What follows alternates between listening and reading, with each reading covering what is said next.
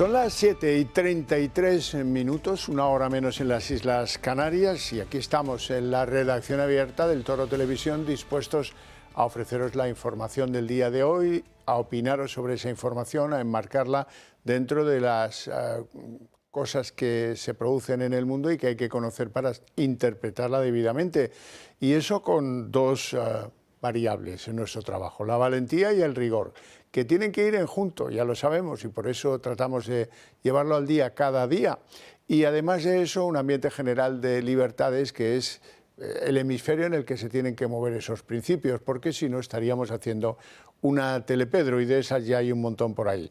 Para que comprobéis, los que no asistís normalmente a nuestros programas, que aquí el sabor es diferente, pues os invito a que nos escuchéis a 10, 15 minutos como mucho, y ya lo tenéis más o menos controlado. Empezamos hoy la actualidad hablando de Venezuela. ¿Cómo no?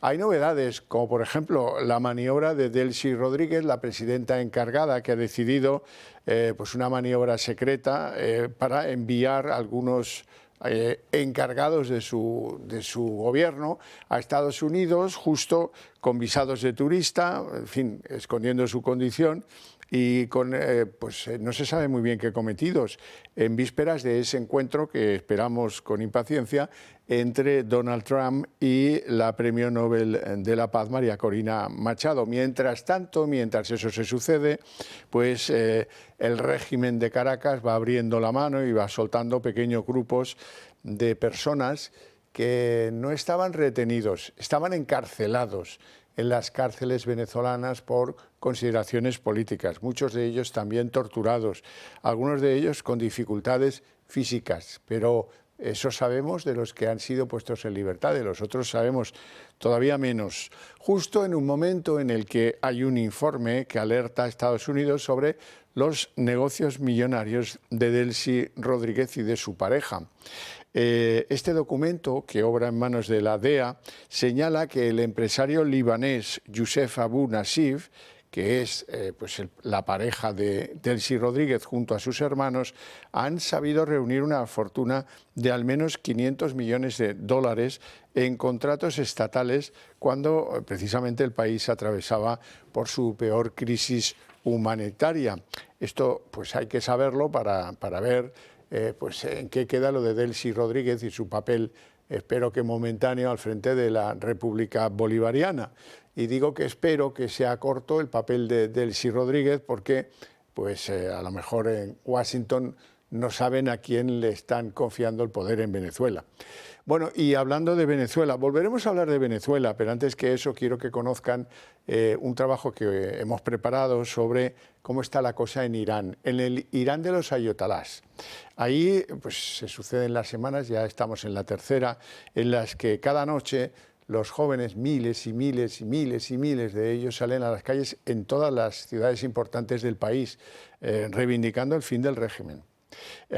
Dicen los que están en Irán y los que se encargan de la sanidad en Irán que les llegan víctimas con disparos directos a la cabeza, con disparos al corazón. Calculan que están en esa situación de fallecidos por la represión del régimen de los ayatolás, unos 538 muertos y más de 10.000 detenidos en una represión cruenta. Esos son los datos que maneja el Observatorio de Derechos Humanos UNRWA.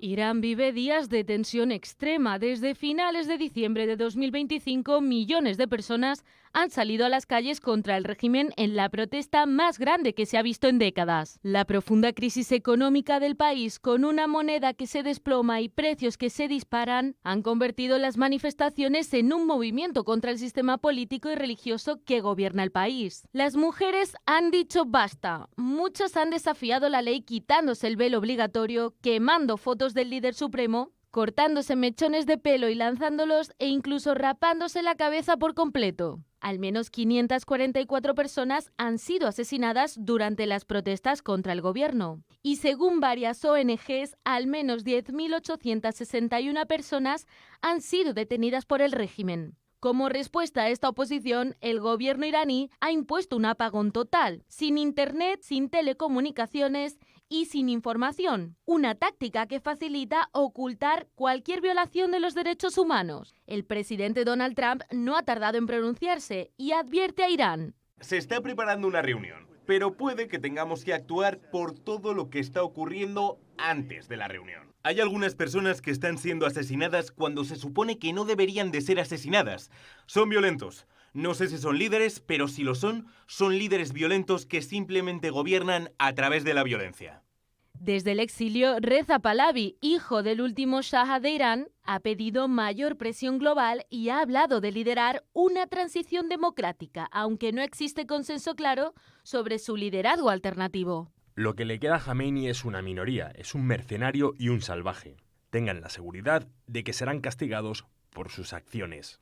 Manifestaciones masivas, una represión sin precedente y una población que exige cambios profundos en su sociedad, llenando Irán de incertidumbre mientras el mundo observa desde fuera la evolución de un conflicto histórico.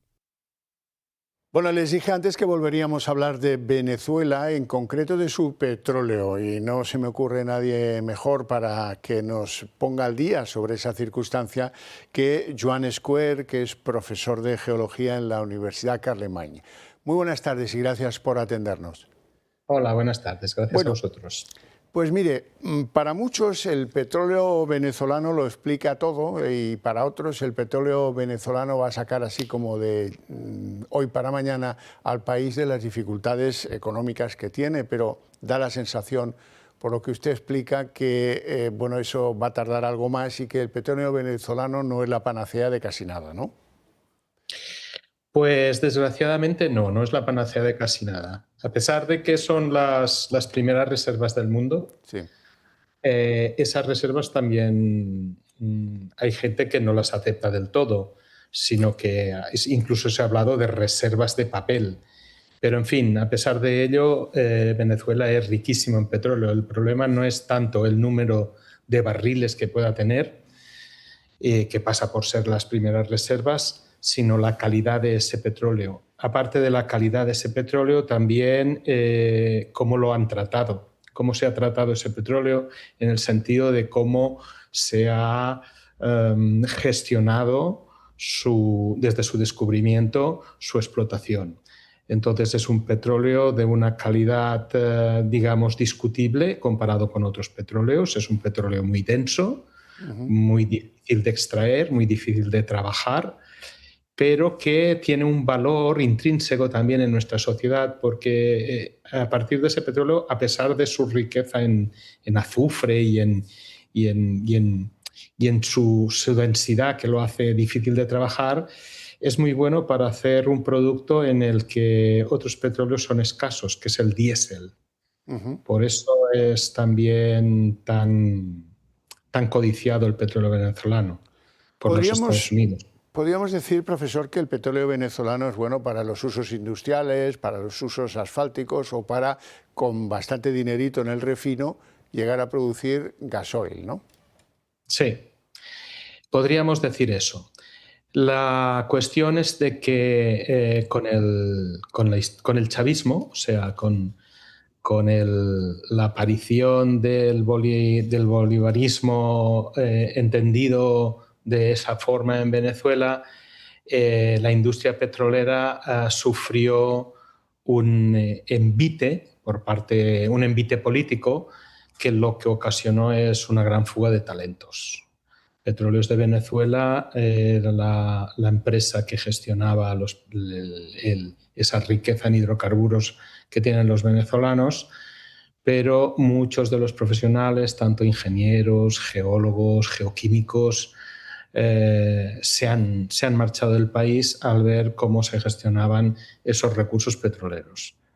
O sea que ahora estamos en una situación en la que el apoyo de compañías internacionales acreditadas podría solucionar algo de esa falta de cerebros, de falta de capital humano que sí salpica a la explotación petrolera en Venezuela, pero todo eso va a llevar mucho dinero y mucho tiempo. Sí, eso sería básico, claro, en recibir una ayuda técnica competente y convincente, solo que las empresas, y así se lo han transmitido algunas empresas americanas, incluso al propio presidente Trump, de que su grado de interés es relativo si no hay una ayuda por parte del gobierno estadounidense en todas estas inversiones. Trump hablaba de 100.000 millones de dólares de inversión para empezar. Eso es bastante dinero, pero es que las propias petroleras americanas tienen sus dudas en si eso podrá llegar a ser lo suficientemente rentable, ¿no? Aparte de eso, pensar que poner en el mercado ese petróleo en un contexto ahora que tenemos de petróleo relativamente barato, pues tampoco ayudará a generar unos ingresos, que es lo que buscan las compañías de petróleo, ¿no? Petróleos de Venezuela, PDVSA, pues ya sabemos que era la caja de pagos de todo el entramado político del Foro de Sao Paulo, del Foro de Puebla, etcétera, etcétera, y que de ahí se sacaba para no sé cuántas corrupciones, pero evidentemente, pero desde el punto de vista técnico, ¿qué errores cometieron con la extracción del propio petróleo de Venezuela? Más que errores, bueno, los errores vienen, yo no sé si llamarles errores, sino cosas que acontecieron, ¿no? El propio petróleo, siendo de las características que es, las principales refinerías no están en Venezuela, están en los Estados Unidos, están en el Golfo de México. Eso ya es una circunstancia que hace que la dependencia de Venezuela de Estados Unidos es desde el principio del negocio petrolero en sí mismo, ¿no? Porque las refinerías no se montaron en la propia Venezuela, sino que los petróleos venezolanos se refinan básicamente en refinerías estadounidenses, ¿no? Entonces, eso más que un error es un contexto, ¿no? Es decir, estamos hablando de hace muchos años, de hace 3 o 4 décadas como mínimo, ¿no? Entonces, eso ya influye en que en ciertas circunstancias de que Venezuela es poseedora de sus recursos, pero no ha sido la principal, y es productora de hidrocarburos, pero no de los productos de los hidrocarburos. Y ahí es uno de los hándicaps que tiene el país en este sentido. Es verdad que con ese dinero que era fácil, hace muchos años era fácil, el dinero del petróleo venezolano aguantaba muchas inversiones e incluso todos los otros recursos minerales que los tiene, y muchos y muy importantes, se financiaban con el dinero que venía del petróleo, pero ya digo que no eran dueños absolutos del negocio petrolero los venezolanos. Los principales afectados de ese control que ahora ejerce la Casa Blanca sobre el petróleo de Venezuela serán China y Rusia, además de Cuba, que por razones obvias pues dependía mucho del petróleo de Venezuela. Sí, Cuba es el que lo tendrá más crudo. Pero China y Rusia, bueno, Rusia es un gran productor de petróleo y tiene muchos recursos. China tiene sus propias petroleras. Lo que pasa es que China, claro, es un consumidor ingente de hidrocarburos y necesita comprarlos muchos en el exterior. Entonces, sin embargo, el petróleo venezolano para los chinos no llegaba al 11%, siendo unas grandes cantidades, no representaba más que entre un 11 y un 15% del petróleo que consume China, ¿no? Entonces, ese petróleo es posible que lo pueda encontrar en otras partes. Sí que ha sido un pequeño hándicap para los chinos, pero los chinos tienen en ese sentido, en cuanto a recursos naturales, tienen muchas paellas por el mango que pueden utilizar para presionar a los propios Estados Unidos. La primera que se me ocurre, o que se nos puede ocurrir a todos, es la de las tierras raras. China ejerce el monopolio sobre ese recurso, ¿no? Las tierras raras. No solo tiene prácticamente los principales yacimientos, a pesar de que el mundo minero está investigando en tierras raras de forma muy intensa, ¿no? sino que además monopoliza el tratamiento de esos minerales. O sea, Australia lleva sus tierras raras a procesar a la China o otros países también, ¿no? Y por ahí eso ya pasó en... El primer aviso que dio China a los Estados Unidos fue en el 2011 y es una partida de ajedrez, al fin y al cabo. El tema entre China y Estados Unidos son prácticamente con el permiso de los rusos, pero son las dos grandes potencias que se están dirimiendo el poder en el mundo, ¿no? Profesor Square, muchísimas gracias por sus explicaciones, las agradezco vivamente y le deseo una feliz tarde. Igualmente, muchas gracias a ustedes. Un placer. Bueno, sigamos, porque nosotros tenemos que hablar también de España, sobre todo de España. Yo siempre os digo que el tema de la droga es una amenaza para la sociedad española y lo único que puedo hacer es traeros ejemplos de cómo en la minucia y en las grandes operaciones hay ejemplos que vienen a demostrar hasta qué punto el asunto de las drogas está bajo la epidermis de la sociedad española. Nos vamos a ir al valle de Formigal, en el Pirineo aragonés. Saben ustedes que a este valle se le conoce como Valdrogas. ¿Y por qué será esto? Bueno, pues hoy tenemos el ejemplo perfecto para que ustedes lo entiendan enseguida. Los municipios asociados a este valle de Formigal, que van desde Jaca, Broto, Sabiñánigo y muchos otros, es donde se han producido hoy 18 detenciones de camellos, de gente que vende droga, cocaína, pero también speed, y que bueno, pues vienen a demostrar cómo los camellos agudizan el ingenio y acuden a las pistas y a los valles nevados cuando hay público en ellos para vender sus productos. También en las pistas de esquí. Valdrogas le llaman al valle de Formigal. Y de ahí nos vamos a la gran operación. La gran operación hoy llevada a cabo por los GEOs de la Policía Nacional Española, con el apoyo de la DEA, hoy han sido los protagonistas de un decomiso de drogas enorme en alta mar, no lejos de las costas canarias. Era un buque que provenía del Brasil cargado de sal, en el que entre los sacos de sal había 10 toneladas de cocaína. Consecuencia de esta operación, pues hay 13 detenidos, que por ahí esos 10 toneladas de cocaína no van a llegar a costas o a puertos españoles, que ya es algo positivo, ¿verdad? Bueno, y de ahí nos vamos a temas mucho más políticos. Quiero yo que vean todos lo que se ha producido hoy en la Comunidad Valenciana, justo al entrar en el juzgado de Catarroja, que como saben ustedes es el juzgado donde hay una juez que está dirimiendo responsabilidades en lo que pasó y no durante la Dana. Ese que han visto entrar es José Manuel Cuenca, uno de los asesores de Mazón más relevantes, y la que ven a continuación entrar es Salomé Pradas. Bueno, se trataba de prestar declaración a preguntas de la juez. No han querido hacer declaraciones al entrar. Los que están fuera son familias, allegados y gente que ha ido a protestar contra la anterior administración del PP en la Comunidad Valenciana. Mientras que a Cuenca le han incluso agredido con el palo de una de esas pancartas que han visto ustedes al principio, la exconsejera sí, al salir de juzgado, ha querido detenerse y hacer algún tipo de declaraciones, pero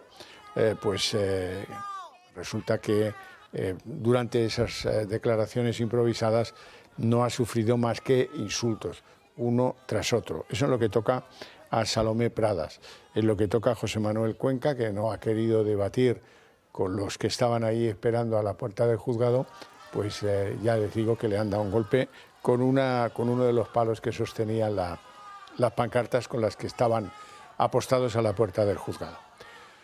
Bueno, dicho esto, vamos a hablar del CUD Amigos siquiera un poquito. ¿Por qué? Pues porque yo les hago siempre una apelación. Apóyennos, que es la mejor manera de hacer que las ideas que compartimos progresen lo más velozmente posible.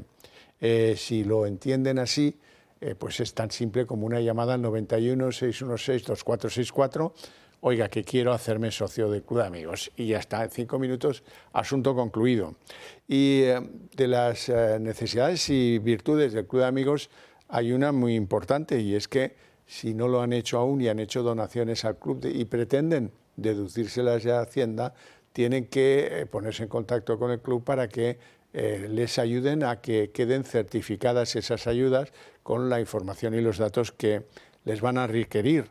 Y además de eso, les tengo que hacer un comentario a propósito de los actos, los próximos actos del Club de Amigos. En concreto, el que va a celebrarse el jueves 15 de enero, este jueves, a las 7:30 de la tarde, sobre la Agenda 2030.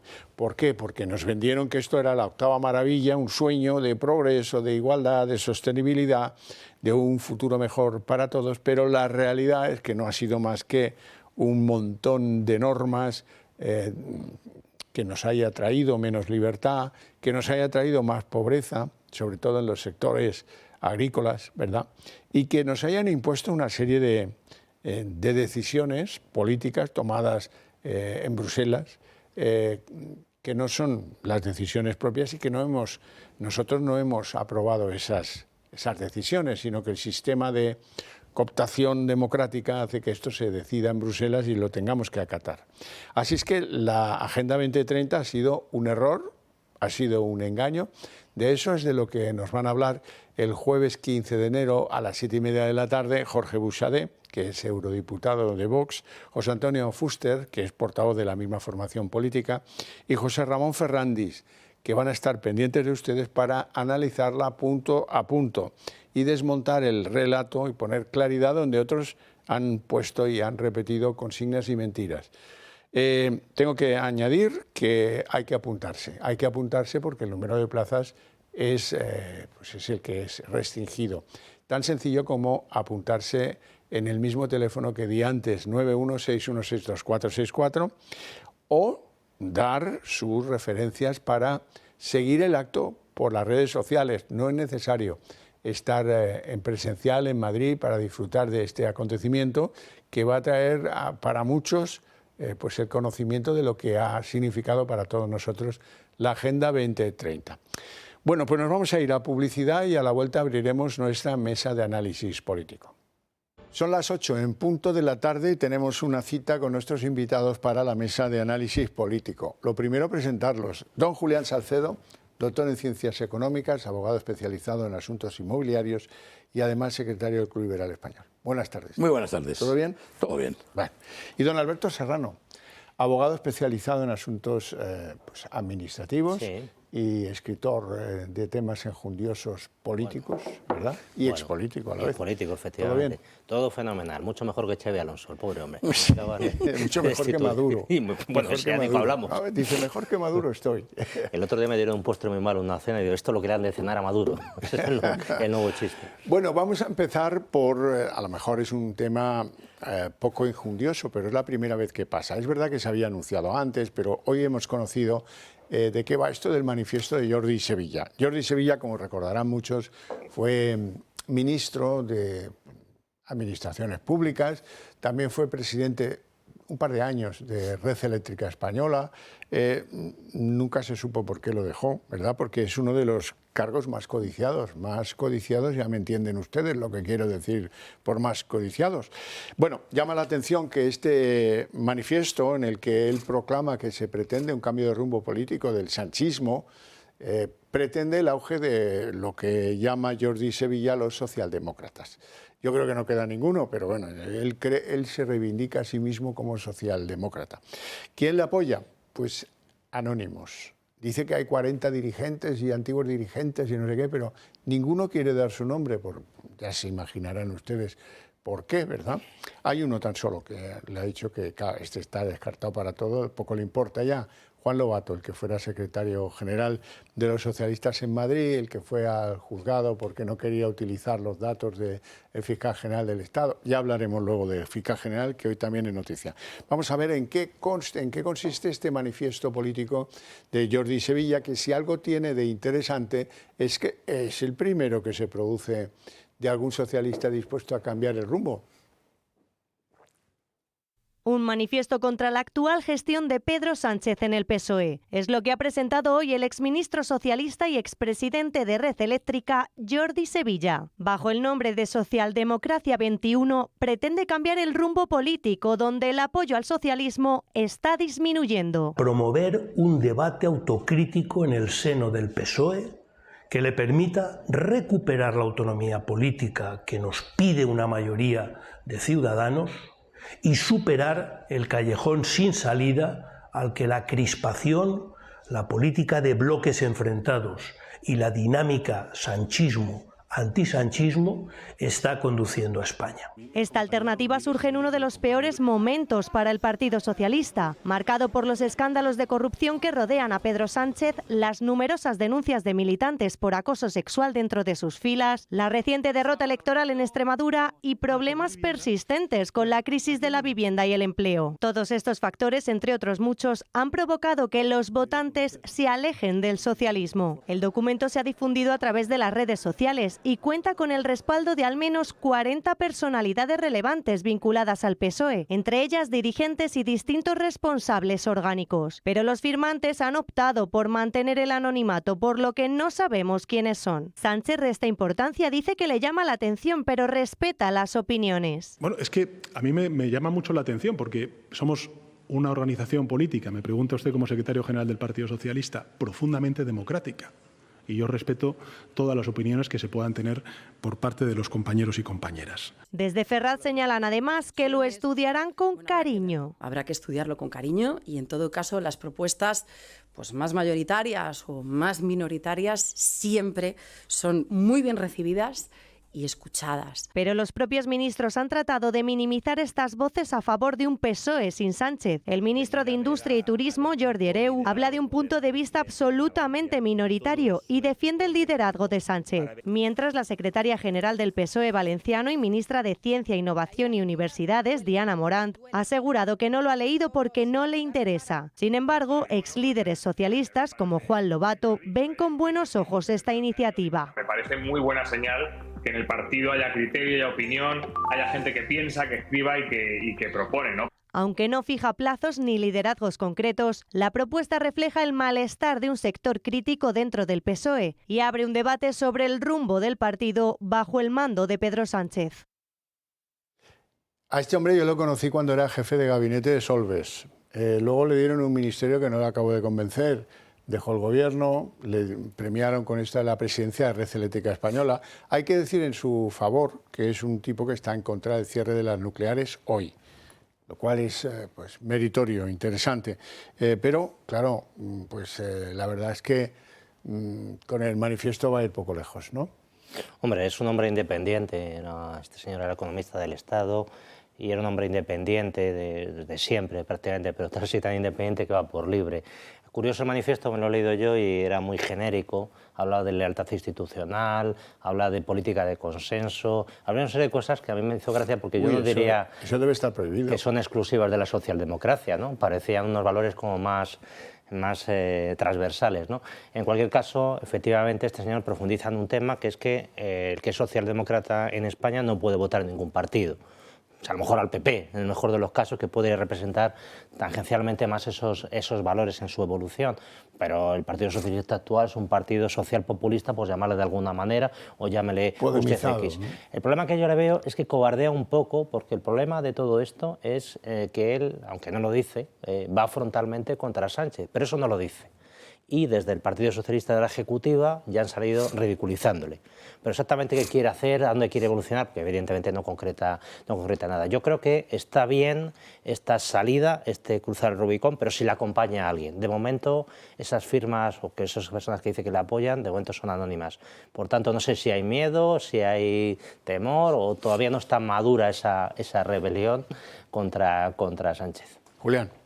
Bueno, pues lo primero es que yo creo que ha tardado mucho en dar este paso, que no debe ser fácil, pero ha tardado mucho. Pero bueno, bienvenido sea, porque nunca es tarde si la dicha es buena, ¿no? Lo segundo, a mí me interrogo por qué este nombre que le ha dado a la corriente, ¿no? Socialdemocracia 21. ¿Será porque son 21 los que apoyan la iniciativa? ¿Será porque reivindica la socialdemocracia supuesta del Partido Socialista en el año 2021, no lo sé, ¿no? Y luego, efectivamente, como muy bien ha dicho mi compañero Alberto Serrano, es verdad, este hombre es un economista del Estado, tiene una formación teórica importante, también la tenía Pedro Solbes y la echó por tierra, del momento que aceptó aquellas consignas del presidente Zapatero. Hay que recordar que Jordi Sevilla, fue ministro también con Zapatero. Al que le enseñaba economía en 3 tardes. Eso es. Y la historia nunca le podrá olvidar o no se podrá perdonar aquello de que no te preocupes que yo te enseño economía en 2 o 3 tardes, ¿no? Bueno, es posible que solamente le dedicara 2 o 3 tardes y de aquellos polvos estos lodos, ¿no? No lo sé, yo creo que está condenado al fracaso y la mejor prueba de ello es lo que han salido diciendo Esther García y todos estos, ¿no? Es decir, no, bienvenida sea la corriente, ¿no? Bueno, señal de que no tiene ninguna posibilidad, ¿no? Exactamente. Bueno, hoy sí ha sido un poquitín valiente, el valiente de La Mancha, Emiliano García Paje, de nuevo. El otro día pedía elecciones. Tampoco lo decía tan claramente como lo digo yo ahora. Hoy va un poco más allá y como le quieren meter, como sea, el principio este que a ti te gusta tanto, Julián. ¿El de ordinalidad? El de ordinalidad. Pues, hombre, ha estado buscando entre los papeles de los congresos socialistas y dice Paje que, hombre, oiga, que este modelo de la ordinalidad ya nos quedó descartado como solución a la financiación autonómica en el Congreso Socialista de Sevilla. Porque entonces decían los socialistas que era un privilegio, pero claro, ahora han pasado muchas cosas y ahora hay que contentar a Oriol Junqueras, ¿no? Esa es la cosa de fondo. Un Oriol Junqueras que ese sí que es noticia, porque está enfadado porque ahora él consigue arrebatar 4.700 millones a Pedro Sánchez, que se deja hacer de todo, pero los de Junts no acatan y no quieren. Y ahora, pues hoy, como quien manda un recadito a unos y a otros, Junqueras decía que es que él ha tenido varias reuniones secretas con Sánchez. Antes de este encuentro que están viendo en la Moncloa, por lo visto tuvo algunas reuniones secretas con Sánchez, de las que no se nos ha informado. Al mismo tiempo, Junqueras ha pedido un encuentro con Puigdemont en Waterloo, o donde quiera Puigdemont, eso no es problema. Dice Junqueras, haciéndose el valiente, que él va al infierno si es necesario por el bien de Cataluña. Bueno, Julián, ¿qué te parecen estos encuentros secretos? Bueno, yo lo primero que me gustaría es que si esos encuentros secretos, alguno de ellos ha tenido lugar en Moncloa, que nos explique Junqueras si coincidió con el hermano de Pedro Sánchez allí, porque a lo mejor es una vía importante. La verdad es que yo ya he calificado que esta reunión que tuvo la semana pasada Pedro Sánchez con Junqueras en la Moncloa para aprobar este acuerdo, que no llegará a ningún fin, pero bueno, al final el acuerdo está establecido. A mí me parece inmoral, lo he dicho más veces, este hombre está condenado por el Tribunal Supremo, sigue inhabilitado por la justicia, ya veremos lo que resuelve los tribunales de justicia de la Unión Europea, y recibirle en la Moncloa me parece una inmoralidad. Pero peor todavía es el acuerdo que ha alcanzado con él. No solamente es un privilegio, es que rompe el principio de solidaridad interterritorial, el principio de equidad entre españoles, es justo la ordinalidad, es justamente lo contrario a todo ello. Yo creo que tampoco va a salir en el Consejo de Política Fiscal y Financiera. Yo creo que igual ni se presentan las comunidades autónomas del PP, pero a las del PSOE tampoco, al menos Asturias y Castilla-La Mancha tampoco. ¿Qué posibilidades tiene de salir adelante? Ninguna, ¿no? Bueno, veremos, sí. ya se verá. Sí, este señor no hay que olvidar que es un condenado por la justicia por delito de sedición, que está inhabilitado para cargo público en la actualidad hasta que cumpla toda su condena, porque este señor fue indultado, lo que hubo antes que la amnistía, y este es el señor que sostiene el gobierno junto con Otegi, condenado por terrorismo, y junto con Puigdemont, fugado de la justicia. Estas son las 3 patas del banco del señor Sánchez. ¿Y qué pide? Pues lo que ha venido pidiendo, más dinero. ¿Y de dónde lo sacan? De destripar al Estado. Dicen, no, todos ganan. Claro, yo gano mucho y los demás 4 migajas. Entonces, esa es la película que están contando. Yo doy 4 migajas a los demás y me quedo y destripo al Estado. Particularmente a ellos les gusta mucho, más que el dinero, que también es las organizaciones, las estructuras. Van a por la agencia tributaria, ¿no? trasladarla íntegramente para montar esas estructuras del Estado más formadas que les permita dar el golpe definitivo. Pero yo creo que, más allá de todo esto, lo que está haciendo Pedro Sánchez, hay que decirlo, es corrupción. Y puede ser legal o ilegal. ¿Pero por qué es corrupción? Porque está utilizando las instituciones del Estado en beneficio propio. Y esa es la definición de corrupción. Este señor se dedica a, con el poder que tiene, no usarlo en beneficio común, sino en beneficio exclusivamente propio, y él lo sabe, y lo sabe Bono, y lo saben todos, que esto es una tomadura de pelo, que está alimentando una serie de señores que no buscan el bien de España, sino justo todo lo contrario, destruir al Estado y rearmarse para el siguiente golpe que no sabemos cuándo podrá llegar, o si le dan a ellos o la señora Silvia Aureols. Fíjate que estos argumentos que tú desgranas, que son absolutamente, vamos, lo firmo ahora mismo, se le han escapado al gran socialdemócrata de Jordi Sevilla. Esto no, técnico comercial del Estado, ¿no? ¿De qué Estado vas a ser técnico comercial dentro de poco, Jordi? En fin, hay que plantearse las cosas honradamente, ¿no? Si uno está por cambiar el rumbo de su partido político, que está muy bien, las razones esgrimidas no son las que pesan más, ¿eh? Bueno, al chantaje habitual hoy se añade el PNV. El PNV estaba calladito, fenomenal, pero ya no están tan calladitos. Han visto lo de los 4.700 millones regalados a Oriol Junqueras, se han puesto muy nerviosos. Y hoy Aitor Esteban, Aitor el del tractor, lo digo para los que tengan memoria política, se acordarán de lo de Aitor el del tractor, pues ha lanzado un órdago, un ultimátum a Pedro Sánchez.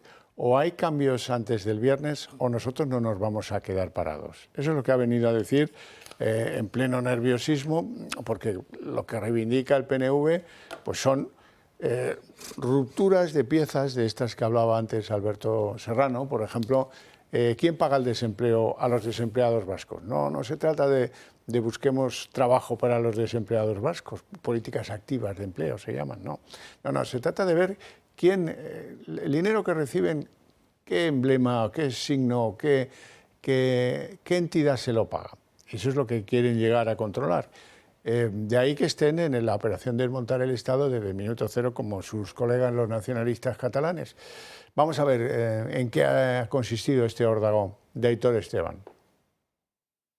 Aitor Esteban eleva el tono contra Pedro Sánchez y le da un ultimátum.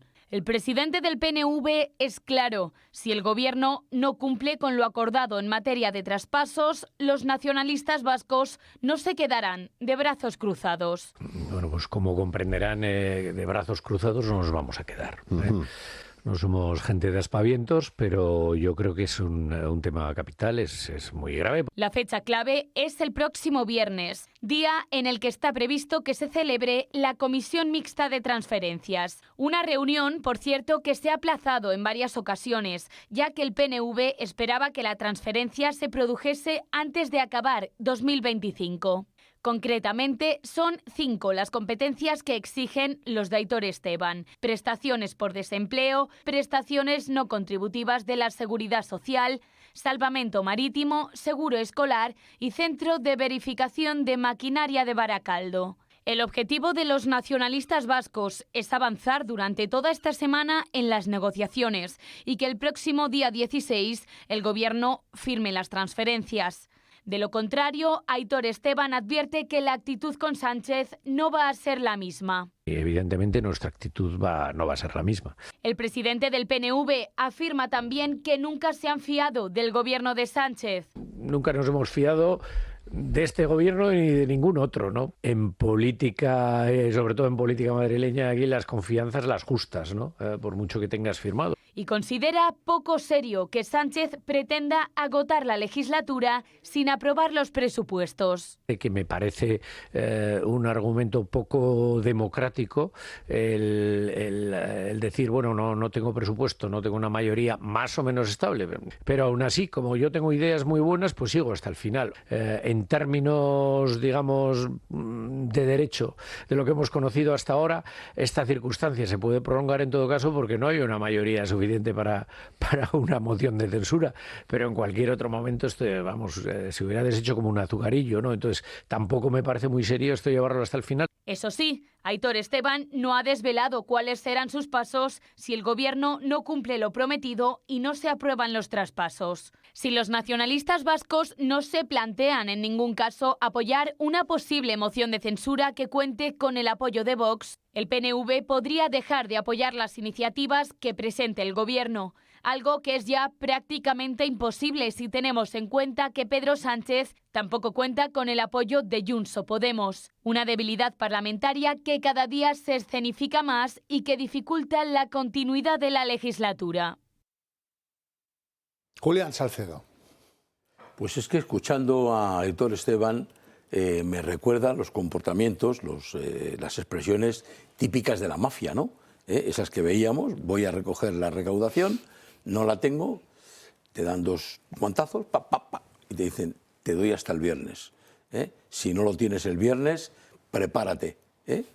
Y ya está, te deja ahí temblando. Esto es lo que ha dicho. Es que no ha dicho esto y otra cosa. ¿Qué puede hacer Sánchez hasta el viernes, salvo un movimiento también tipo declarativo como el que hizo con Junqueras? Es decir, vale, Aitor, vente para acá. Ven para acá, vente a la Moncloa, que te doy todo, ¿no? Si no tiene capacidad de sacarlo en el Congreso de los Diputados, porque lo que le ha prometido, de la misma forma que lo que le ha prometido a Junqueras, tiene que ser aprobado por el Congreso de los Diputados y no tiene mayoría. Si lo está diciendo directamente Aitor Esteban, ¿cómo se puede decir todo esto si no tiene capacidad para aprobar presupuestos? Que apruebe presupuestos. Coño, pues dile, oye, no me prometas esto ni te pido esto, porque lo que me concedas no tiene ningún valor. Pasa por los presupuestos, mételo en los presupuestos y apruébalos, ¿no? Pues yo creo que no ha sido nada original en este caso, señor Aitor Esteban. Ha venido, amenazado, le ha dado guantazos, el otro los acepta perfectamente Sánchez, le dará su papel. No te preocupes que lo saco adelante y otros 3 meses vamos aguantando. En el horizonte, el problema son las encuestas que van saliendo que dicen que Bildu ya es la principal fuerza del País Vasco y probablemente en esas circunstancias el PSOE apoyaría a Bildu y el PNV quedaría fuera de esa ecuación. Y esto es lo que un poco les escuece. Y por otro lado, esa actitud contradictoria que tiene PNV, que ahora también son progresistas, igual que Puigdemont y antiamericanos, etc. Y en paralelo hemos visto este fin de semana a que fuera su expresidente del PNV, Josu Jon Imaz, pues peloteando abiertamente al señor Donald Trump y tratándole con una reverencia estupenda, y eso yo creo que también ha escocido internamente. Ellos tenían que hacer algo. No, que nosotros no somos ahora proamericanos, que seguimos siendo un poco de la misma cuerda. Entonces, bueno, pues ha querido un cierto protagonismo a Aitor Esteban, pero yo creo que a Aitor Esteban se le va el partido de las manos, totalmente convencido. Y de hecho me consta que hay movimientos ahí en el País Vasco para montar una alianza vasca, que hay gente que está harta de la actual dirección del País Vasco, y si las cosas fueran a mal, porque esto solamente se produce a mal, se plantaría en un partido en paralelo al PNV, como ha pasado exactamente igual con la Alianza Catalana en Cataluña. Sí, si me lo permite medio segundo, a la referencia que has hecho a Josu Jon Imaz, pero yo creo que a Josu Jon Imaz hay que aplaudirle. Sí, por supuesto. Sí, él es el responsable de una gran compañía como es Repsol, se debe a sus accionistas. Trump le ofrece una posibilidad, primero, de recuperar, está enganchado con 2.500 millones en Venezuela, la posibilidad de recuperar lo que tiene allí y además de participar en un negocio que puede ser muy provechoso cuando las compañías petrolíferas americanas parece que se están descartando menos Chevron, ¿no? Entonces, joder, si le acaban de dar una oportunidad de oro. Y luego estuvo muy gracioso el hombre. Esto no es política. Hablando con Trump, con un acento inglés súper castellano, con una pincelada de vasco y tal, el hombre ahí como vacilándole a Trump. ¿Qué se cree usted, señor presidente? Tal, nosotros tenemos capacidad, tal. Pero no hay que olvidar que Imaz era del pueblo de Legazpi, sí, claro, conquistador. Claro. Y entonces fue con todo delante y hizo una exhibición de poderío y de fuerza y se quedó impresionado el propio Donald Trump, que le dijo, good job, buen trabajo y tal. Bueno, eso se lo dijo a todos los demás que hablaron antes y después que él, pero bueno. Sí. Vamos a hacer una pausa para publicidad, volvemos en apenas 2 minutos y continuamos.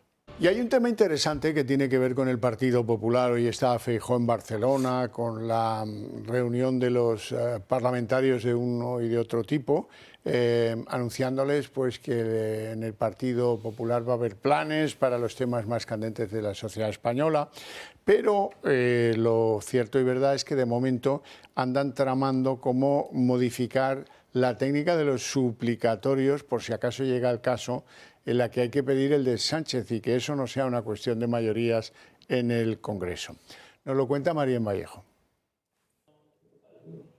La corrupción es sin duda el gran problema que acecha al Gobierno y por consecuencia a España. Por ello, Alberto Núñez Feijóo ha decidido poner las cartas sobre la mesa y ha anunciado un suplicatorio para acabar con el blindaje de Pedro Sánchez. A estas alturas nadie puede descartar que llegasen a usar la figura del suplicatorio para esquivar la justicia. Y eso no puede ser. Nuestro compromiso es reformar esa figura para que no pueda traducirse en el sobreseimiento definitivo y, por tanto, en el archivo de ningún delito. En España, recordemos que para que el Tribunal Supremo pueda imputar a un político tiene que tener la aprobación previa del Congreso. El Partido Popular quiere ahora que, aunque el Congreso mantenga esa capacidad de negar el suplicatorio, la causa judicial no se va a archivar. Es decir, que cuando esa persona deje de ser diputado y, por tanto, deje de estar aforado, la causa le estará esperando. Una solución, según aseguran los populares, para plantar a Pedro Sánchez ante la corrupción de su partido y de su gobierno. Esto es algo parecido a lo que se hace en Francia, por ejemplo, Alberto Serrano. Sí, lo único que no solamente tienen este suplicatorio los diputados nacionales, sino también todos los diputados autonómicos. El suplicatorio no es una exigencia de la Constitución. La Constitución lo único que dice a este respecto es que diputados y senadores son juzgados ante el Tribunal Supremo. Es lo único que establece ese aforamiento ante ese órgano máximo. Es una cuestión que pone una ley ordinaria normal, la ley de enjuiciamiento criminal, que como condición de procesabilidad con carácter previo a proceder contra una de estas personas, estos afarados, necesitan ese plácet, ese beneplácito con carácter previo de la Cámara. Inicialmente era digamos, o se concebía como algo automático, como algo formal, pero ahora parece ser, y así se ha producido en el caso de Ábalos, que las respectivas mesas del Congreso han entrado a valorarlo. Bueno, esto puede tener enjundia, no tiene enjundia, en fin. Y bueno, yo creo que sí, que es una figura muy antigua del siglo XIX que perfectamente se podía prescindir de ella. Le digo que viene la ley de enjuiciamiento criminal, una ley aprobada en 1882, estaba de ministro entonces Alonso Martínez, famoso por muchas leyes, entre ellas también la ley de enjuiciamiento criminal, y bien se podía suprimir y desde luego los españoles nos ahorramos ese trámite. Bien. Bueno, yo voy a añadir algún matiz, Alberto. Primero, no existen precedentes, al menos en el periodo democrático, de solicitud de petición de un suplicatorio para un presidente de gobierno. Por tanto, no existe jurisprudencia al efecto, ¿no? Tampoco hay doctrina, pero la que existe en doctrina constitucional lo que dice es que siempre que la solicitud del suplicatorio venga avalada tal y debidamente justificada, en este caso por el Tribunal Supremo, que es el que tiene que juzgarle, debería de consistir en una mera formalidad su concesión. Es decir, se supone que un juzgado, el máximo del Tribunal Supremo, cuando lo pide, lo justifica. El hecho de que las mesas del Congreso o el Senado en su caso lo valoren, me parece procedente, porque tienen que valorar que está debidamente justificado. Pero una vez esté debidamente justificado a criterio del Tribunal Supremo, no de la mesa, que probablemente no tiene esos conocimientos jurídicos tan profundos como el del Tribunal Supremo, la concesión debería ser automática. Claro, lo que pasa es que Feijóo, como muchos, nos tememos que es que, como el suplicatorio tenga que pasar por la mesa del Congreso de los Diputados y ser sometido a votación con los compañeros de juerga que tiene el presidente de Gobierno, difícilmente lo concederán. Y quería comentar también, que se me ha olvidado antes, que con estas declaraciones estamos todos pensando en Pedro Sánchez, pero bueno, eso llegará o no llegará, ya se verá, pero hay uno que está muy cercano, que puede ser especialmente hiriente, que puede ser la presidenta del Congreso. Imagínense ustedes convocando la sesión en la cual se decide sobre su suplicatorio. O sea, ¿no? Mayor humillación no puede existir, descrédito de las propias instituciones. Desde luego. Bueno, entramos en el terreno de los compromisos de Sánchez. Sánchez es consciente, después de las elecciones de Extremadura más, de que va de cara al humilladero. Va de cara al humilladero porque las mujeres no le votan. Pero es que hay dos cambios fundamentales en el mapa sociológico del votante en España. Uno, el jubilado, el pensionista, ha dejado de votar a aquel partido que le hace el pequeño aumento del 3%. Ya no es así, se vio en Extremadura. Dos, la gente joven no se corta un pelo y le parece bien pues votar a Vox sin mayor planteamiento sobre si son ultra no sé qué, ultra no sé cuántos. Es decir, la gente joven acepta que España necesita cambios radicales. Eso es otra obviedad. Bueno, Sánchez, visto lo visto, pues está decidido a sacar conejos de la chistera cada día que pueda. El de hoy es, nada, congraciar con todos aquellos, muchos de ellos pensionistas, otros tenedores de inmuebles que los tienen en alquiler, y como sabe que les han dado 3 vueltas de más en el pasado, pues a ver si concilio con ellos, y les ha ofrecido hoy un decreto ley para que puedan bonificar al 100% el impacto de los alquileres en su declaración de la renta, en el IRPF. Y bueno, pues la verdad es que esto no le ha funcionado nada bien a Sánchez. Luego veremos argumentos de carácter técnico, pero de entrada los que gobiernan con el de Sumar están que echan las muelas y que dicen que esto sería como regalar golosinas a los propietarios de viviendas, a los caseros, y eso es una infamia por parte de Sánchez. Nos lo cuenta Marina Neila. Pedro Sánchez ha anunciado que aquellos propietarios que no suban la renta a los inquilinos no tendrán que pagar el IRPF por esos alquileres. Además, limitará el precio de los alquileres por habitaciones y los alquileres de temporada. Estas 3 medidas estrella no han gustado nada a sus socios de gobierno. De hecho, Sumar ya ha dicho que no las apoyará. Yolanda Díaz, a través de sus redes sociales, califica de grave error dar dinero a los rentistas y además dice que la vivienda es un derecho constitucional y no un regalo fiscal. Podemos, por su parte, tampoco les gusta nada la idea, llama a la movilización y pide que ardan las calles. Que las calles tienen que arder de movilización social hasta conseguir resolver la gravísima crisis de vivienda que estamos atravesando. La oposición ha respondido al presidente del Gobierno con su propio plan. Han presentado 15 medidas para aumentar el número de viviendas en España y reducir los plazos de construcción de 10 a 4 años. Si necesitamos 700.000 viviendas más, déficit acumulado, 160.000 viviendas más cada año, ¿cómo es posible solucionar este problema sin construir más viviendas? Por tanto, lo decimos muy claramente, hemos de construir más viviendas. Hemos de ampliar drásticamente la oferta de vivienda. Si construimos más viviendas, crearemos miles y miles de puestos de trabajo. Vox, por su parte, acusa a Sánchez de ser el máximo responsable de la crisis de la vivienda en España y avisa de que estas medidas no traerán nada bueno. Esta medida de Sánchez, si la lleva a cabo, pues un aviso, como decían aquellos, un aviso a navegantes, ¿no?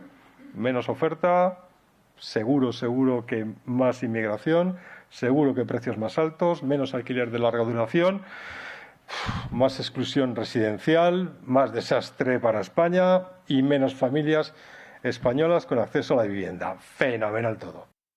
Bueno, Pedro Sánchez saca el conejo de la chistera y no se lo compran ni sus socios de gobierno. Yolanda Díaz, la más crítica, pero Bustinduit, ambos en el mismo sentido. No, regalos a los caseros, ni uno.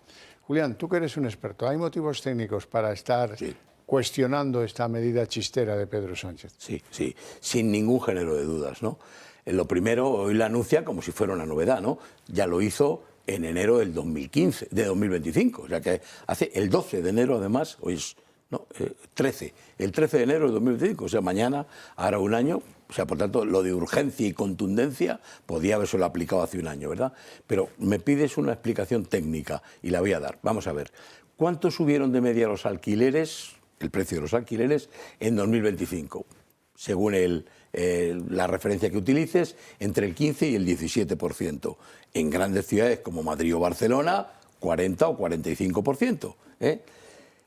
Ya existe una bonificación en el IRPF con carácter general para los rendimientos netos del alquiler de viviendas del 50%. Antes era el 60%, la rebajó este mismo gobierno al 50% con un caramelo. Y es que dijo, la bajo de 60 al 50, pero a cambio genero otras posibilidades de bonificación hasta el 90% con determinadas condiciones. Pero la realidad es que la bajó del 60 al 50, pero ya hay una con carácter general del 50%, cumpliendo determinados requisitos. Ahora dice, lo voy a pasar al 100%. Claro, estamos pensando que eso que sea, la bonificación es del rendimiento neto que se obtenga. Pero claro, si los alquileres suben en una media de, imaginemos, el 15% anual en 2025, supongamos que se modera un poquito, yo creo que no, en 2026, otro 10%, 25%. El que acepte esta bonificación del 100% con la condición que impone de no modificar la renta. Ya no es de subir el IPC, el IRAP, no, es, digamos, topar, mantener la renta. ¿Va a renunciar a un 25% de subida que le ha generado en 2025 más lo que correrá en 2026? ¿Le va a compensar esa bonificación del 100%, que solo sería un 50%, y solo del rendimiento neto deducido de los gastos? Evidentemente no. Lo sabe perfectamente, y todos los economistas y expertos en esta materia de tributación han hecho los números y saben que no compensa. Bueno, él trata de congraciarse con los caseros, como los llaman y tal, con los propietarios, pero claro, es imposible con este gobierno que los tiene machacados desde el año 2020 con ese decreto infame en favor de la oligarquía Ocupa. Entonces, muy complicado congraciarse con los propietarios. Evidentemente, si quiere hacer un guiño, lo mejor sería generarles seguridad jurídica lógicamente darles facilidades para resolver los contratos si no pagan, lógicamente, los inquilinos, ¿no? Yo creo que en este país se ha producido que el problema social de la vivienda, que es un problema que existe, lo reconocen todos los agentes, se ha trasladado a los pequeños propietarios.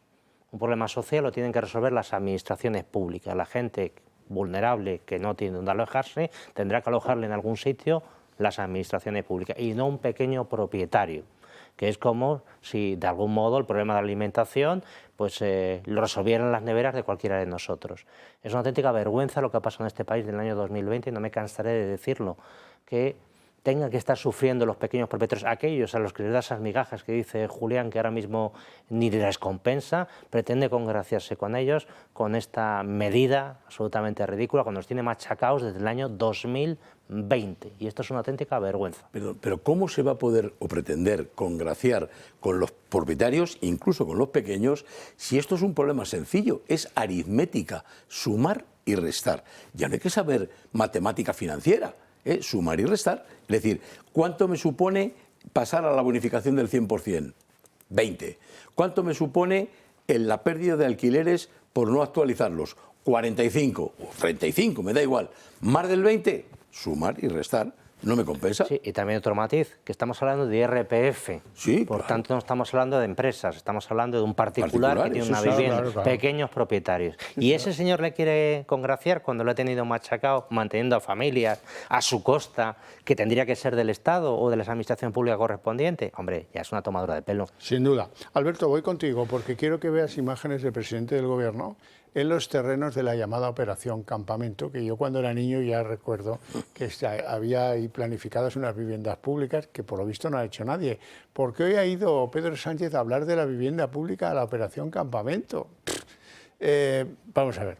Y mientras tanto, ¿qué se hacía en la Operación Campamento? Pues estaba en la demolición de uno de los antiguos cuarteles que había allí cuando aquello era del Ministerio de Defensa. En fin, no sé cuántos los años, pero más de 20 seguro que está la cosa pendiente. Sí. ¿Puedo decírselo a usted? Claro. Se empezó a hablar de la Operación Campamento en el año 1989. Fíjate si lleva retraso la cosa. Ahí dice Sánchez que va a haber en nada 10.700 viviendas asequibles. Sí, bueno, esta operación que efectivamente lleva toda la vida lo ha estado reteniendo el Ministerio de Defensa básicamente porque quería un mejor precio, y ese mejor precio dependía de la cubrición de la M30, de la M40, que lógicamente revalorizaba el valor de los terrenos. A partir de aquí, lo que está haciendo Pedro Sánchez es decir, bueno, efectivamente voy a cumplir mis obligaciones, voy a empezar el proceso de urbanización y derribar digamos, esa parte que está absolutamente infame, ¿no? por la A5. Cuando lo tenga derribado, pues ya empezaremos a hablar de la posterior construcción de viviendas. Pero no hay nada licitado. Que nadie espere no que hasta dentro de 20 años se construya una vivienda en esa zona. Esta es la realidad. Ahora, eso sí, de lo que sabe Pedro Sánchez de viviendas, que es muy poco, en cambio su anterior presidente del gobierno socialista, Zapatero, ese sí que sabía, de plusvalías y de tal. Porque fíjate, hoy se publica en la prensa que obtuvo 1.600.000 euros de la venta de su chalet ese que compró cuando le llegaron los primeros ingresos de los dineros venezolanos. O sea que este de Zapatero sí que sabía. Le debió enseñar economía en 3 tardes bien, Jordi Sevilla, ¿no? Sí. Bueno, fíjate que, como usted ha dicho, bueno, se supone que yo me dedico a este tema del mundo inmobiliario, ¿no? Y alguna referencia tengo. Y no es tan fácil ganar dinero en el mundo inmobiliario, ¿verdad? O no es tan fácil ganar siempre, ni ganar tanto. Pero claro, aquí la clave, en este caso de Zapatero, con esa vivienda de 1,6 millones de euros, la clave está, si alguien es capaz de encontrar un chollo y comprar una vivienda al 50% de su precio de mercado, es facilísimo ganar dinero. La cuestión está en que yo, que se supone que soy un experto en esto, nunca he sido capaz de encontrar una vivienda al 50% de su precio. Él, ¿por qué la encontró? ¿Y por qué la encontró en un momento determinado, coincidiendo con aquellas conexiones con Venezuela? Bueno, pues que blanco y en botella, pues en leche. Sí, Zapatero es un mercenario, gana mucho dinero y gana mucho dinero con el tráfico de sus influencias como expresidente del gobierno. Me parece que él está en su legítimo derecho, lógicamente, de trabajar después de la política, faltaría más, pero la sensación que uno tiene es que ha colaborado con un gobierno extranjero, que eso ya está feo, siendo un presidente del gobierno de España, pero además un gobierno de esas características. En las primeras de cambio participaba en eso que llamaba él de un proceso de transición, que quería decir demolición del anterior régimen, un señor que colaboraba con ellos. No lo sé. Yo lo que tengo claro es que hay un señor que está detenido por orden de un juez federal, con el pijama amarillo, que es el señor Maduro, que tenía una organización en la cual pintaba mucho este señor Zapatero. Mucho. Bueno, y ahora algo que os toca más directamente, y es que la señora nueva fiscal general del Estado ha hecho lo que se esperaba de ella, que es cobijar a Álvaro García Ortiz, que se incorpora a una Fiscalía del Supremo, una Fiscalía tranquilita, ¿verdad?, a pesar de que está condenada a una inhabilitación de 2 años, que no es sentencia firme. Sí, no es verdad, no es sentencia firme, pero en cualquier caso ya le han buscado un recoveco para que, pues de momento, nadie se fije en él y él no tenga que abandonar la carrera de fiscal, que era de lo que estábamos hablando.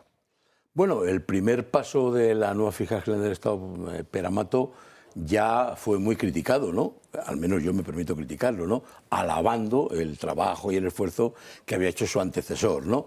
Oiga, es alguien que está condenado por el Tribunal Supremo, es verdad que no lo está por sentencia firme, pero realmente no cabe recurso de alzada contra las resoluciones del Tribunal Supremo, sino que lo que han hecho ha sido una fórmula para permitirle ir en un recurso de inconstitucionalidad ante el Tribunal Constitucional. Oiga, está condenado. No hable usted mal de él si no quiere, me parece bien, aunque solo sea por aquello de proteger a la carrera fiscal, ¿no? Pero tampoco le elogie usted, ¿no? Claro, si después de todo eso ahora le da la Fiscalía de la Sala de lo Social, creo, si no recuerdo mal, sí, señor, la que le ha asignado, incluso él dice, bueno, me voy a tomar un tiempo, le he oído, creo que lo ha dicho literalmente, no me he oído, bueno, me voy a tomar un tiempo, como diciendo, esto es para empezar a hablar, o sea que me posiciono aquí, pero ya poquito a poquito ya me darán lo que me corresponde, ¿no? Muy mal camino, yo creo que se ha ganado lamentablemente la nueva fiscal general del Estado todas las dudas del mundo, ¿no? Sí, hace un mes me preguntó usted precisamente por el futuro profesional de Álvaro Ortiz y yo comentaba que el Estatuto Orgánico, que es muy antiguo, en el 81, permitía interpretaciones favorables para García Ortiz en el sentido de que pudiera seguir desempeñando su profesión y aquí no ha pasado absolutamente nada. Y efectivamente lo que ha pasado, se le ha dado una interpretación favorable y se le ha puesto en un retiro dorado.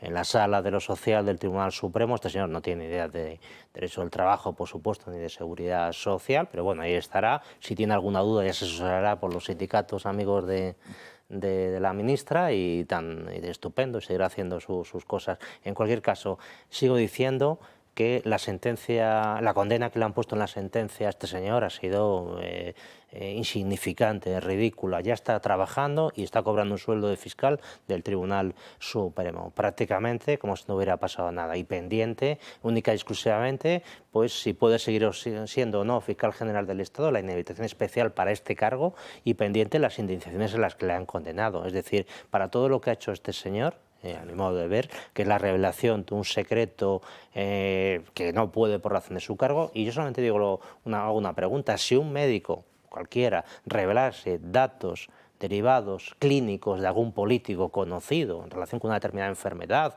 una determinada patología, etcétera, y ese médico le cogen, ¿qué le pasaría a ese médico? Pues que le aplicarían el Código Penal de 2 a 4 años. A cualquier otro fiscal. O cualquier otro fiscal, Sí. Y esto ha quedado en nada.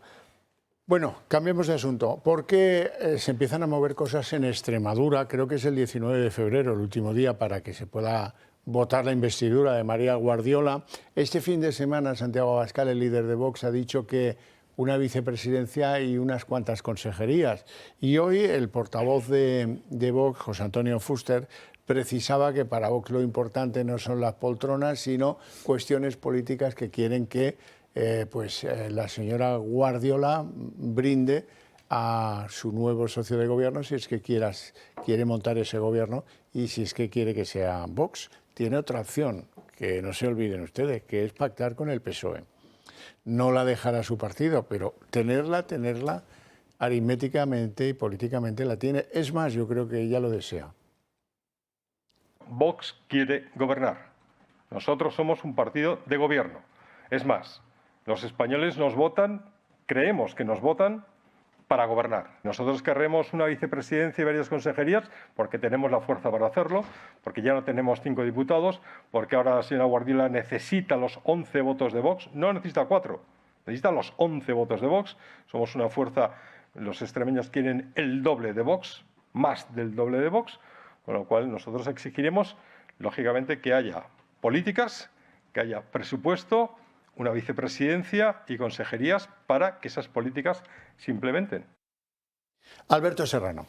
Sí, a Vox le critica si entra en el gobierno y si no entra en el gobierno. Por tanto, haga lo que haga, le van a criticar. Yo creo que lo importante no es tanto esta decisión, sino cómo la desarrollan. Yo solamente le voy a dar un consejo, en mi humilde experiencia, es que si quieren ser vicepresidentes de Extremadura, no se cojan el cargo de vicepresidente, que ese cargo no vale para nada, se ha demostrado en Castilla y León y en muchos otros sitios. Que cojan el cargo real de vicepresidente, que es el consejero de Hacienda.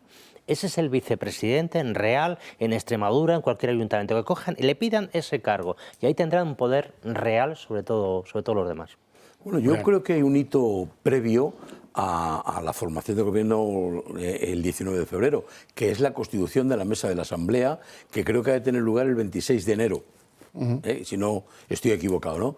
Por tanto, es que nos quedan 12 días o 14 días para que eso tenga lugar, ¿no? Y ahí es donde se va a ver realmente, primero, la capacidad o la voluntad de negociación que tenga María Guardiola y luego, digamos, lo que esté dispuesto a aceptar Vox, ¿no?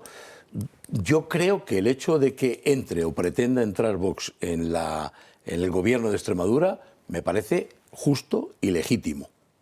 Quiero decir, ya ha tenido un resultado excelente, el Partido Popular le necesita el apoyo de Vox, como bien ha dicho Fuster, no 4, sino todos los parlamentarios, los miembros de Vox, y por tanto que se le dé entrada y que se moje también Vox como miembro del gobierno, no para dinamitar ni socavar por dentro, sino para participar activamente y aportar, ¿no? Entonces, bienvenido sea.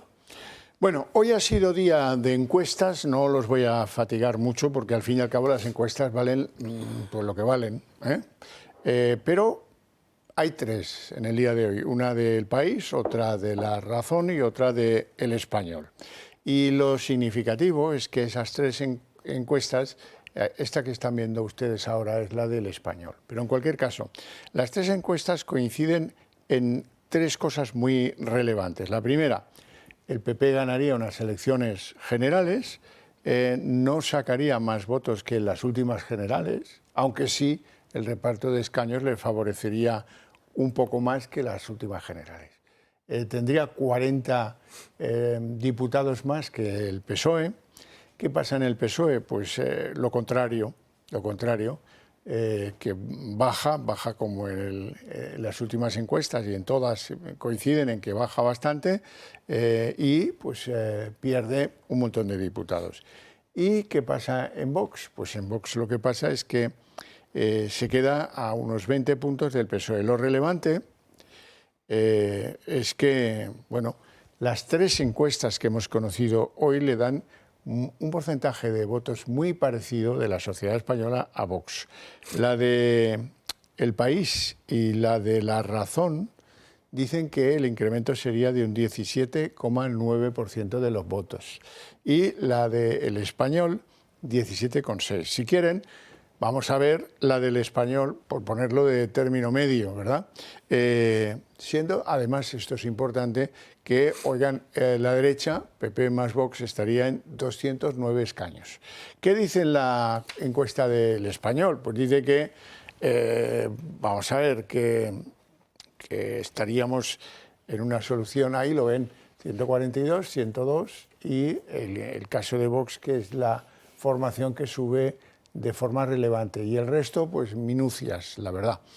¿Cómo lo ves, Alberto Serrano? Pues estas encuestas son, pues no son entrevistas de 1000 personas o algo así, pero antes de esta encuesta hemos tenido lo que ha pasado en Extremadura, que para mí es definitivo. El mejor resultado del Partido Popular con Monago, ¿se acuerda usted? Fue en el año 2010 o 2015, no recuerdo bien, 46,5%, lo que tuvo el Partido Popular como máximo. Lo que ha tenido el Partido Popular con Vox en Extremadura es casi un 62%, es decir, casi 15 puntos más.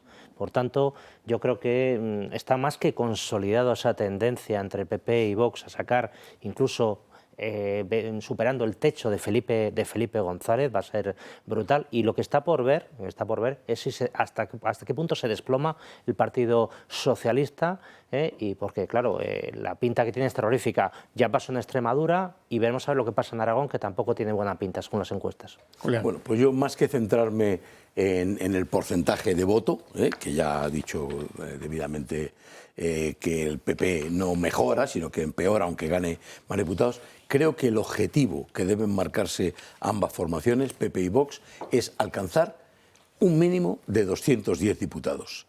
Que es, bueno, 204 le da el Español, le faltan 6, 209 le daba la otra encuesta, pero ese debe ser el objetivo básico y el que tiene que preocupar al resto del Partido Socialista y los que le apoyan, porque eso es lo que marca la frontera de los 3/5 que permite esa mayoría reforzada o cualificada, que permite cambios en la Constitución, el régimen electoral, etcétera, etcétera, etcétera. Ese debiera ser el objetivo fundamental. Cambios profundos para evitar lo que está ocurriendo. Bueno, eso sí está en la voluntad del líder del Partido Popular, que tampoco nos queda muy claro.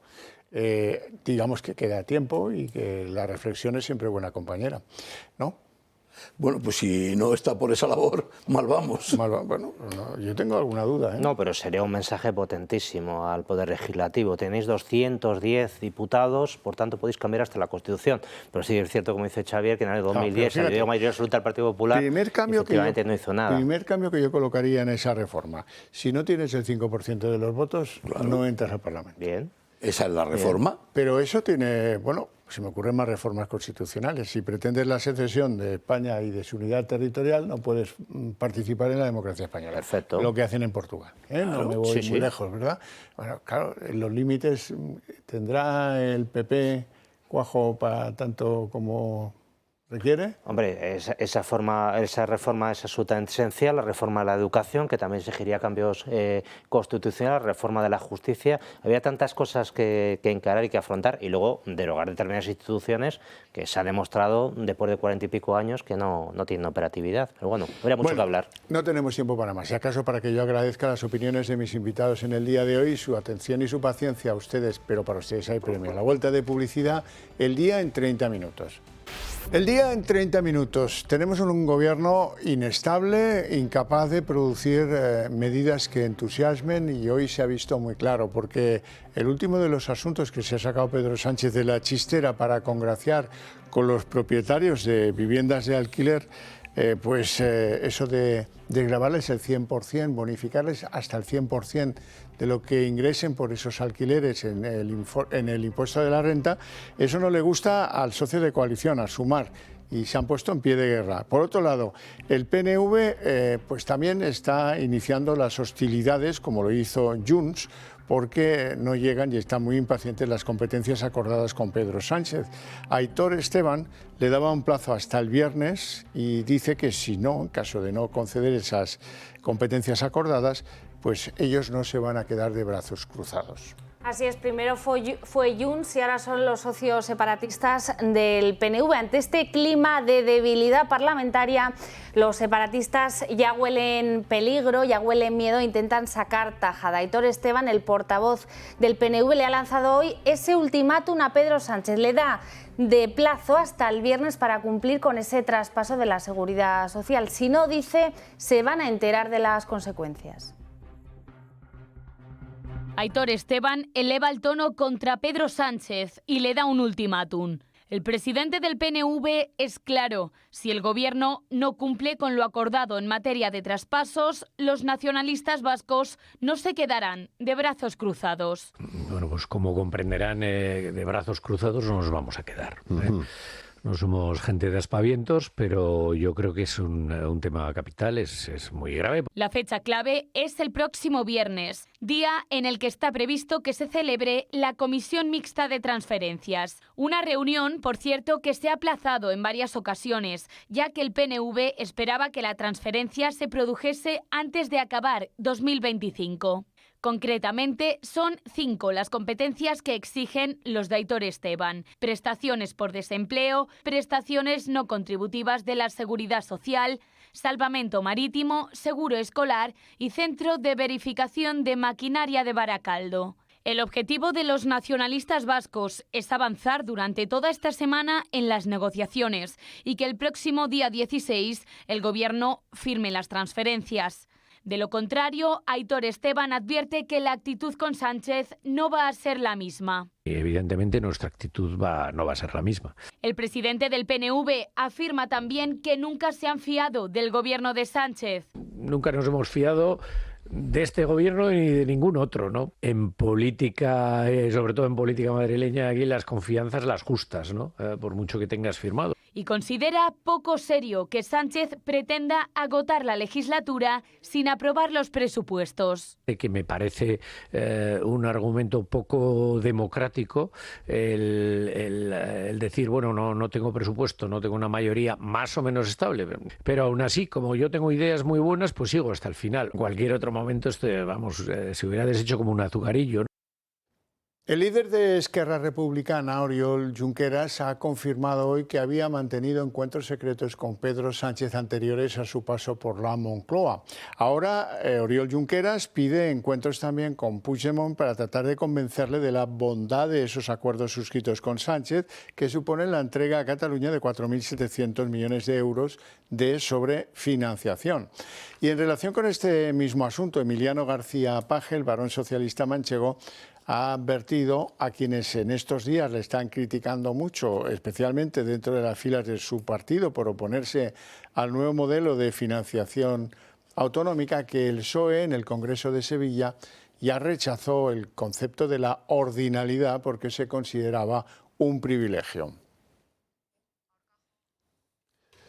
Bueno, Sánchez es consciente de que ha herido los patrimonios de los que tienen viviendas de alquiler, muchos de ellos como una solución complementaria a las pensiones que cobran. Muchos han dejado de alquilarlas frente a las medidas del Gobierno de intervenir el alquiler obsesivamente. La reducción del parque de viviendas en alquiler pues, es un elemento más que tensiona el grave asunto de la vivienda en España. Por eso hoy Pedro Sánchez se ha sacado de la chistera una medida para congraciar con esos caseros que han visto obligatoriamente forzados a no aumentar el precio de esos alquileres. Ya veremos si la medida de Sánchez va a plasmar oficialmente, porque de momento la medida estrella para congraciar ha sido ese decreto ley para bonificar al 100% en el IRPF a los propietarios que renueven sus contratos de alquiler sin subir la cuota. Pero es que quienes peor se lo han tomado, quienes peor han reaccionado a la medida de Sánchez, ha sido pues precisamente la gente que gobierna con él en Sumar, la gente como Yolanda Díaz o como Bustinduy. El anuncio se ha llevado a cabo en la presentación de las viviendas protegidas en el terreno de campamento en Madrid, que lleva, por cierto, más de 20 años parados. En fin, ahora todo dependerá de la actitud de Sánchez negociando con Sumar. La medida, que ha sido vendida, como siempre, como un aquí ganamos todos, no está bien vista a ojos de la gente de Sumar porque la consideran inadecuada e injusta. La prórroga, dicen, de esos contratos al precio anterior es un derecho y no puede ser un premio para los caseros de este país. Esa es la tesis de Sumar. Sánchez dice que va a tener que trabajar más duramente con el socio de gobierno de la coalición. Lo peor es lo que dicen los especialistas, que lo que ofrece Sánchez no es rentable y que esa bonificación fiscal al 100%, que es una medida ya planteada el año pasado por estas fechas, pues resulta que no les va a compensar por mucho que la bonificación sea del 100%. Pedro Sánchez ha anunciado que aquellos propietarios que no suban la renta a los inquilinos no tendrán que pagar el IRPF por esos alquileres. Además, limitará el precio de los alquileres por habitaciones y los alquileres de temporada. Estas tres medidas estrella no han gustado nada a sus socios de gobierno. De hecho, Sumar ya ha dicho que no las apoyará. Yolanda Díaz, a través de sus redes sociales, califica de grave error dar dinero a los rentistas y además dice que la vivienda es un derecho constitucional y no un regalo fiscal. Podemos, por su parte, tampoco les gusta nada la idea, llama a la movilización y pide que ardan las calles. Que las calles tienen que arder de movilización social hasta conseguir resolver la gravísima crisis de vivienda que estamos atravesando. La oposición ha respondido al presidente del Gobierno con su propio plan. Han presentado 15 medidas para aumentar el número de viviendas en España y reducir los plazos de construcción de 10 a 4 años. Si necesitamos 700.000 viviendas más, déficit acumulado, 160.000 viviendas más cada año, ¿cómo es posible solucionar este problema sin construir más viviendas? Por tanto, lo decimos muy claramente, hemos de construir más viviendas. Hemos de ampliar drásticamente la oferta de vivienda. Si construimos más viviendas, crearemos miles y miles de puestos de trabajo. Vox, por su parte, acusa a Sánchez de ser el máximo responsable de la crisis de la vivienda en España y avisa de que estas medidas no traerán nada bueno. Esta medida de Sánchez, si la lleva a cabo, pues un aviso, como decían aquellos, un aviso a navegantes, ¿no?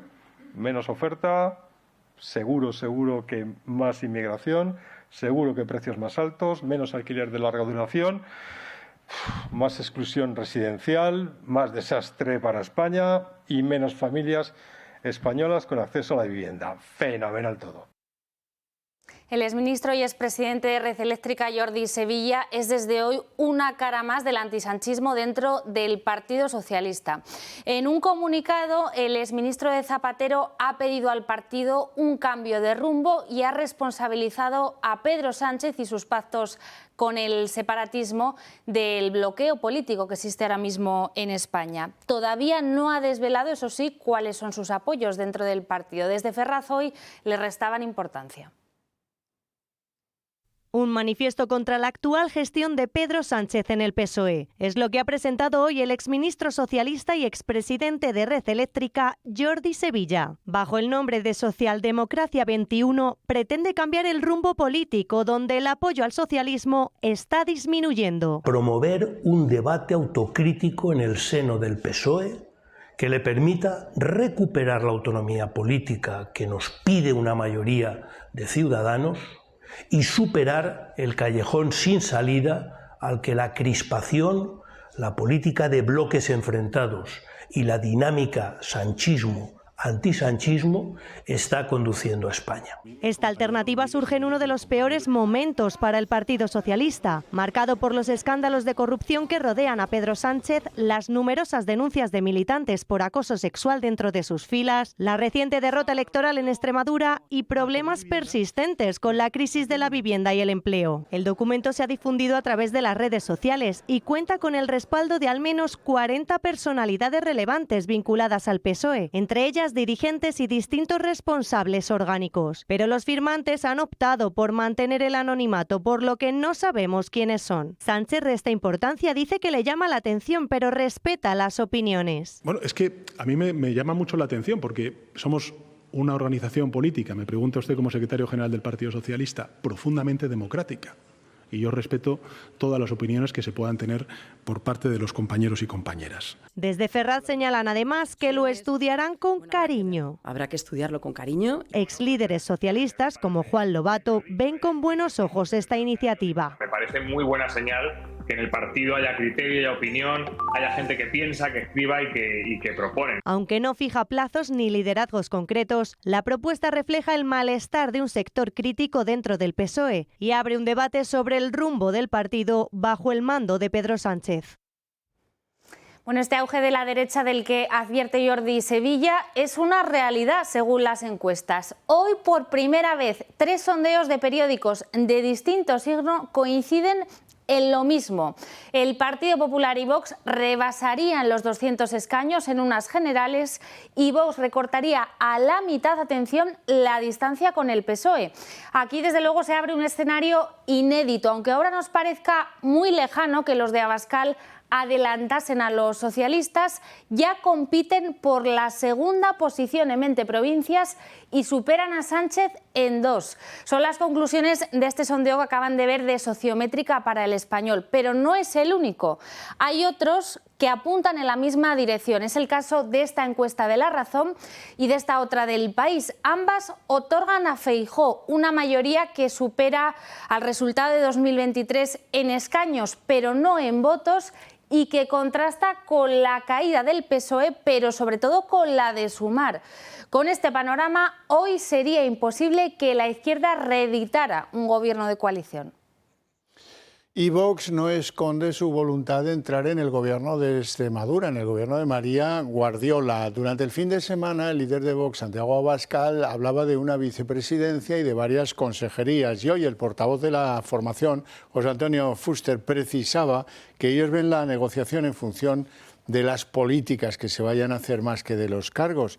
Dice Fuster que las áreas de interés son de sobra conocidas: el campo, la industria, la seguridad y la educación. Vox quiere gobernar. Nosotros somos un partido de gobierno. Es más, los españoles nos votan, creemos que nos votan para gobernar. Nosotros querremos una vicepresidencia y varias consejerías porque tenemos la fuerza para hacerlo, porque ya no tenemos 5 diputados, porque ahora la señora Guardiola necesita los 11 votos de Vox, no necesita 4, necesita los 11 votos de Vox. Somos una fuerza, los extremeños quieren el doble de Vox, más del doble de Vox, con lo cual nosotros exigiremos, lógicamente, que haya políticas, que haya presupuesto, una vicepresidencia y consejerías para que esas políticas se implementen. Y en tribunales, Álvaro García Ortiz ya tiene nuevo destino después de haber sido condenado a 2 años de inhabilitación por el caso de la pareja de Isabel Díaz Ayuso. Ortiz se habría incorporado este mismo lunes a la sección social de la Fiscalía del Supremo, un departamento tranquilo, alejado del ruido mediático, que él mismo habría solicitado tras meses de exposición pública. El futuro de Álvaro García Ortiz, condenado por desvelar secretos de la pareja de Isabel Díaz Ayuso, está ahora en manos del Tribunal Constitucional. La Fiscalía del Tribunal Supremo ya ha presentado un incidente de nulidad, que no es otra cosa que un requisito previo para acudir en amparo a la Corte de Garantías. Está previsto que mañana la Abogacía del Estado siga los mismos pasos que la Fiscalía del Supremo. Y en la página de Internacional continúa la represión del régimen de los ayatolás en Irán contra la población, especialmente los jóvenes, que cada noche cientos de miles de ellos salen a la calle en las principales ciudades del país para manifestarse contra la República Islámica. El país está bloqueado, no hay internet, no hay comunicación con el exterior, pero los datos de diferentes ONGs dan un balance que pues más o menos está entre las 466 víctimas mortales a manos de las fuerzas de seguridad y unos 10.000 encarcelados. Mientras tanto, Donald Trump evalúa opciones militares muy contundentes contra Irán tras la muerte de esos cientos de personas en la represión del régimen de Teherán. Irán llamó ayer para negociar. Ayer. Los líderes de Irán nos llamaron. Quieren negociar. Creo que están hartos de estar derrotados por los Estados Unidos. Quieren negociar. Puede que nos reunamos con ellos. Quiero decir, se está preparando una reunión. pero puede que tengamos que actuar por todo lo que está ocurriendo antes de la reunión. Y el gobierno de Venezuela ha anunciado que en las últimas horas se habría puesto en libertad a 116 presos políticos, entre los que hay 2 italianos y un español.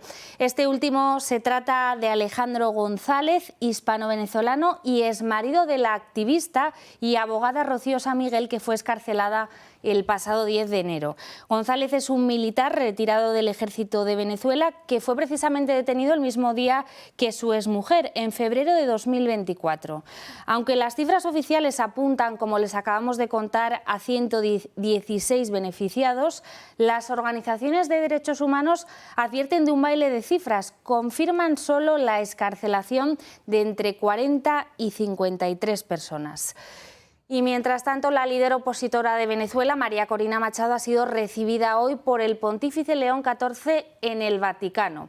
Visiblemente emocionada, María Corina le habría pedido al pontífice que interceda por la liberación de los más de 1000 presos políticos que hay en Venezuela y por ese avance de la transición hacia una democracia. Le ha agradecido también su seguimiento sobre lo que está sucediendo en el país caribeño. Por cierto, que la CNN ha adelantado esta tarde que María Corina será recibida por Donald Trump en Washington este mismo jueves.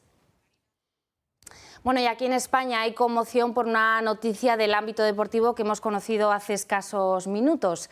Xabi Alonso dejará de ser entrenador del equipo merengue después de la derrota de ayer por 3-2 en la Supercopa de España ante el Barcelona. Su sustituto será el hasta ahora entrenador del Castilla, Álvaro Arbeloa. Tras llegar en verano con la idea de revolucionar el club y de cambiar los métodos de Ancelotti, el ex del Bayer Leverkusen solamente ha estado 7 meses como entrenador. Uno de los desencadenantes habría sido la relación entre los futbolistas y Xabi Alonso. Bueno, Marina, y ahora el gobierno se quiere meter incluso en nuestra taza de café. Así es, porque el Ministerio de Consumo estaría ultimando un decreto que va a prohibir el azúcar, atención, en las máquinas de café. Hasta ahora esta medida ya se estaba implantando en algunos lugares, como colegios y como hospitales, pero ahora también será obligatorio en otros centros públicos como bibliotecas, museos o centros deportivos. Estas máquinas ofrecerán el producto sin aditivos por defecto y el consumidor, atención, podrá añadirle solo 5 gramos por taza. En fin, hasta aquí el día en 30 minutos. Les deseamos una feliz noche a todos, especialmente a los que continúen con la señal del Toro Televisión. Y les dejamos con Sandro Meco. Mañana volvemos con toda la información. Que descansen.